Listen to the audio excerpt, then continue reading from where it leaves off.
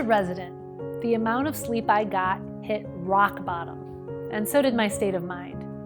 I often worked 36 to 40-hour shifts and very rarely got any sleep in that time.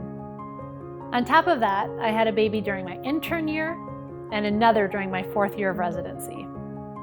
If you have kids or you've been responsible for their care, you already know that just caring for infants brings on sleep deprivation. I'm an emergency medicine physician, so my shifts came at 3 different points during the day. And even when I wasn't on long calls, I had to switch back and forth between all 3 shifts. The combination of my clinical duties, administrative duties as a resident, and parenting duties meant that I was not getting a lot of sleep at all. Probably just 4 to 5 hours a day, even on my days off. I didn't realize how much sleep deprivation was affecting me until I eventually started getting visual hallucinations, had trouble remembering things, and struggled to complete simple tasks like discharge notes.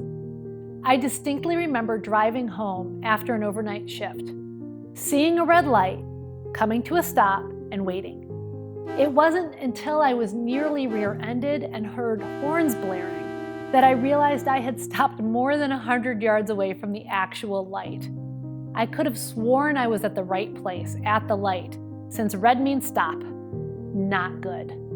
It was a rough time, and proof of all the negative effects that sleep deprivation can have on a person. A 2017 article from the National Centers of Biotechnology Information states that lack of sleep can cause you to make errors in your work and daily habits, diminishes your ability to make memories, especially positive ones, diminishes your mood and learning, and can cause premature dementia and death.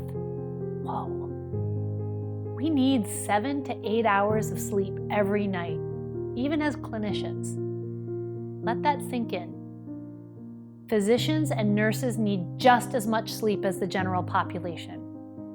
I realize that there are many factors that make this difficult for us, so I want to offer 3 ways you're more likely to achieve this much sleep.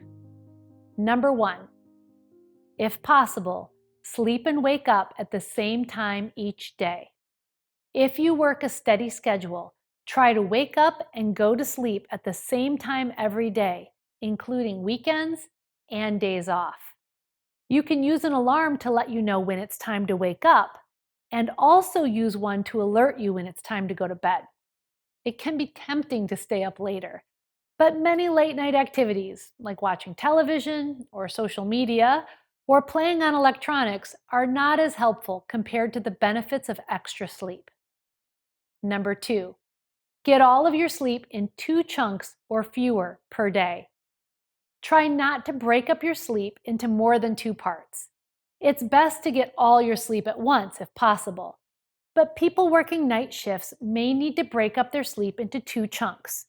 Their main rest time right before work, and then catch-up sleep after returning home in the morning.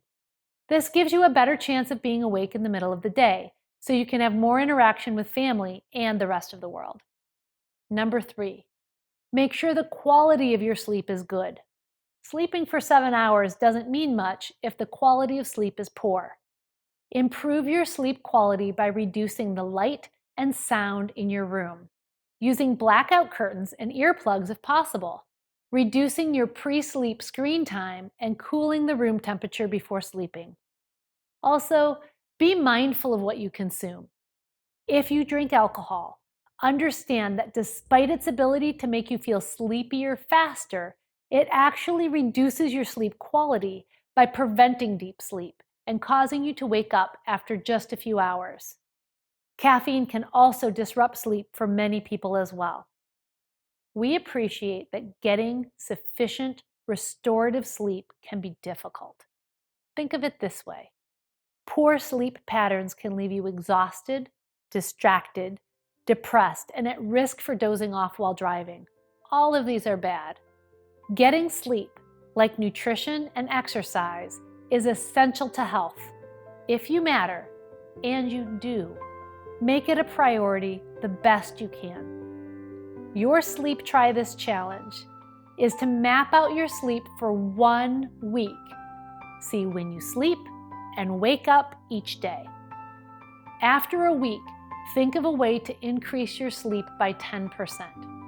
So, if you're averaging 5 hours or 300 minutes of sleep, make a small adjustment to ensure that you'll get an extra 30 minutes or 10% more sleep. How does making this incremental adjustment impact the quality of your sleep and your energy? How do you feel different overall? I'm eager to hear about what you did to make better sleep more of a priority.